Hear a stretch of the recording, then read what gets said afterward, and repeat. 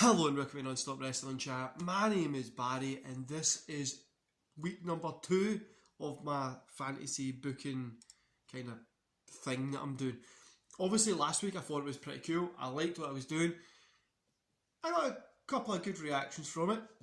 Some bad reactions, but I was happy with the good reactions. So I thought, you know what, I'll continue it.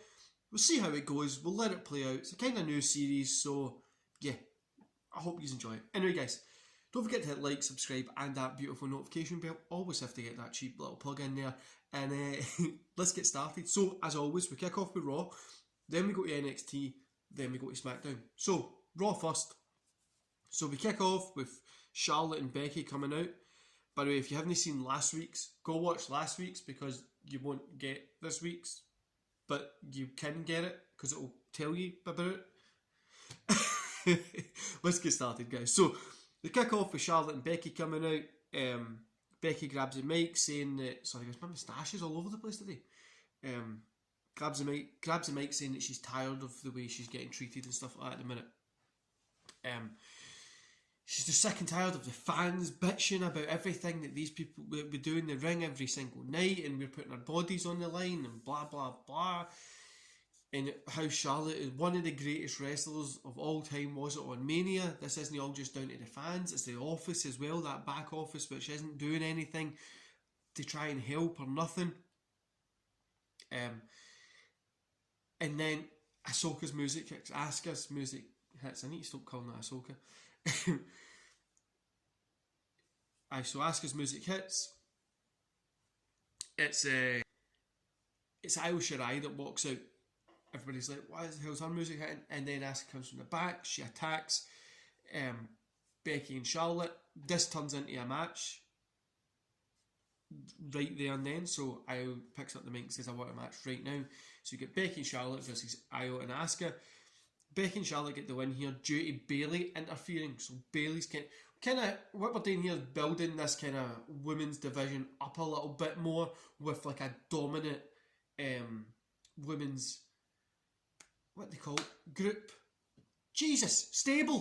How did I forget? Especially with AEW with the 27 of them. How did I forget that? But aye, so they're building up that kind of stable. What we want to do is get a little stable together, give it a good little run, and then we can start breaking it up a little bit. But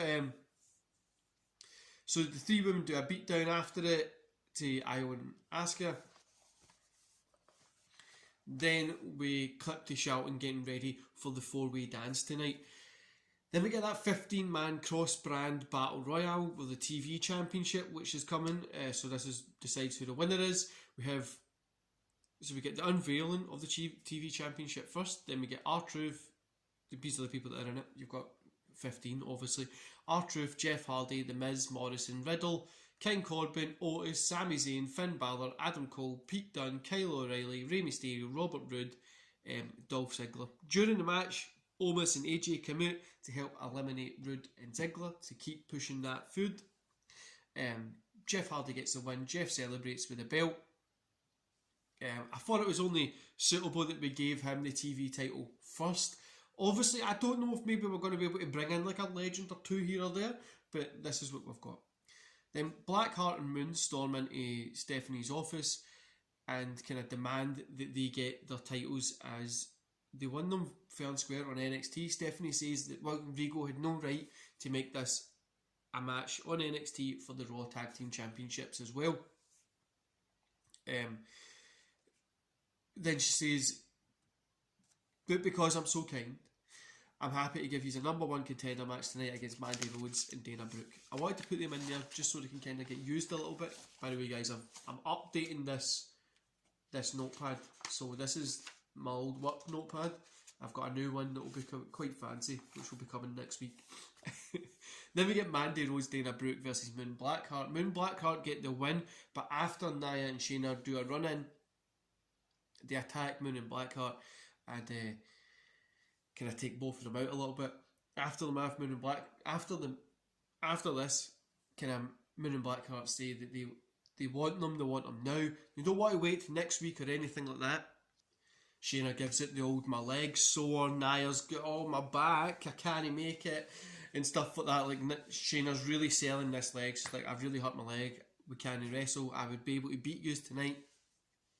And then Stephanie says what they'll do is they'll face at the pay-per-view, because we're not going to have these women keep going at each other on Raw. At the pay-per-view, which is Backlash, or as it is called in real life, WrestleMania Backlash, but we're dropping the WrestleMania and just calling it Backlash. They'll be at the pay-per-view. And then next week, Moon and Blackheart. Then next week, Moon and Blackheart, what they'll do is they'll come out. So I've already started writing it in this kind of my new little notebook for this, which is just some fun.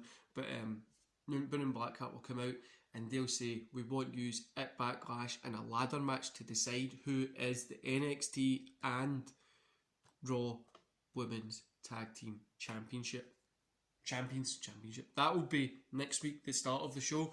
Then we get a clip of Strowman kind of getting ready for the 4-way tonight, the Fatal 4-way.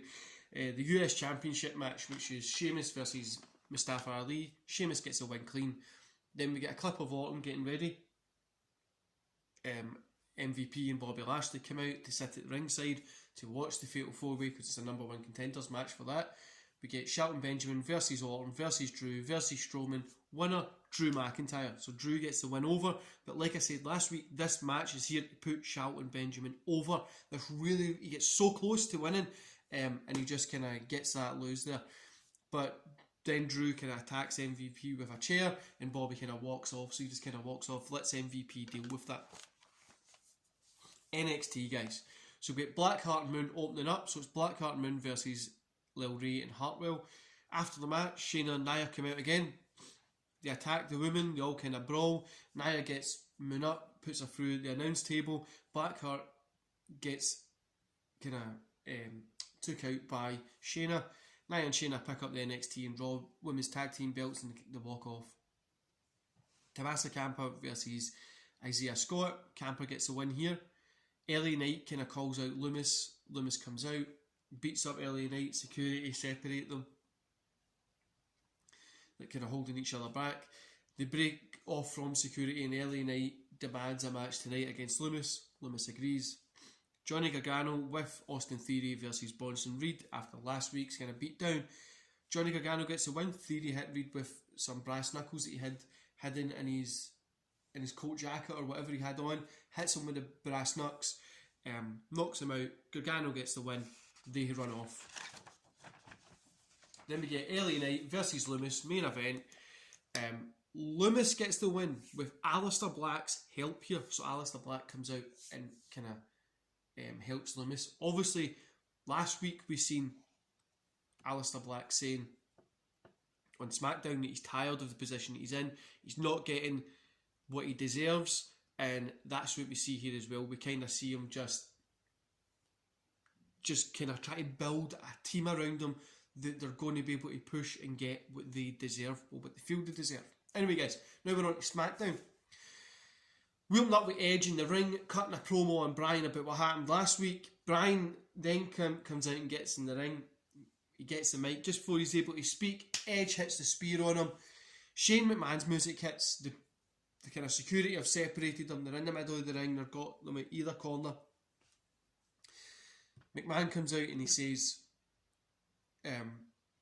we're going to need to decide who's going to win this. So at Backlash, there will be a number 1 contenders match between Edge and Bryan.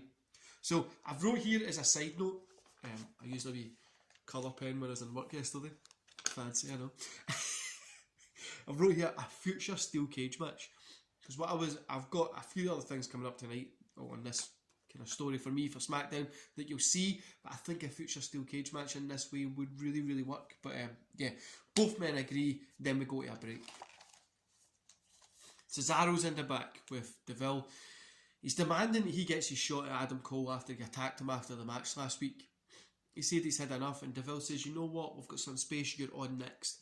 So Adam Cole heads out, Cesaro's out, and it's a no contest because Jimmy and Jey Uso attack, both men.